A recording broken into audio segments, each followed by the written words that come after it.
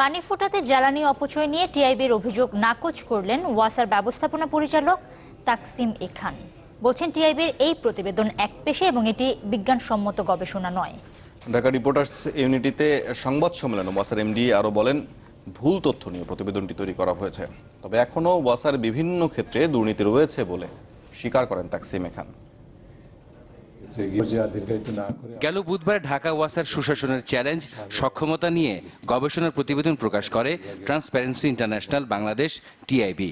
Berlin ভিত্তিক দুর্নীতি বিরোধী প্রতিষ্ঠানটি প্রতিবেদনে বলছে, রাজধানীর প্রায় 46% মানুষ চাহিদা অনুযায়ী পানি পান না। এছাড়া ঘুষ অনিয়মের শিকার সেবাপ্রার্থী 62% মানুষ। দুদিন পর সংবাদ সম্মেলনে ওয়াসার ব্যবস্থাপনা পরিচালক বললেন, প্রতিবেদনটি একপেশে। বিভিন্ন দাতা সংস্থা ওয়াসার সক্ষমতার স্বীকৃতি দিয়েছে দাবি করে তিনি বলেন, দক্ষিণ এশিয়ার অন্য দেশগুলোর চেয়ে ওয়াসার সেবা গ্রহীতাদের সন্তুষ্টি অনেক উপরে। প্রতিবেদনটা এটা প্রকাশটা অনেকটা একপেশে হয়ে গেছে এবং এটা ঠিক সায়েন্টিফিক আপনার রিসার্চ হয় নাই, এটা হয়ে গেছে অনেকটা রিপোর্টিং। সেই কারণে আমরা অত্যন্ত বিনয়ের সাথে এই প্রতিবেদনকে সবিনয়ে প্রত্যাখ্যান করলাম।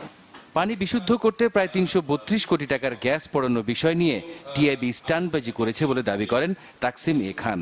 বলেন, ওয়াসার পানি শতভাগ নিরাপদ, এটি আন্তর্জাতিক বিভিন্ন মানদণ্ডে পরীক্ষিত।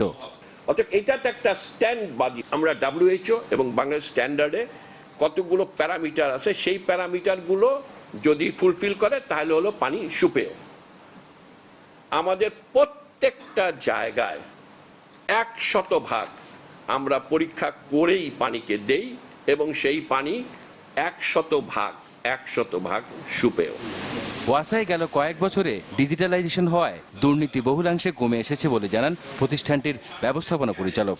বলেন, সিস্টেম লস কমিয়ে আনা, রাজস্ব আয় বাড়ানো সহ নানা অগ্রগতি টিআইবির প্রতিবেদনে উঠে আসেনি। সরওয়ার সুমন, চ্যানেল 24, ঢাকা।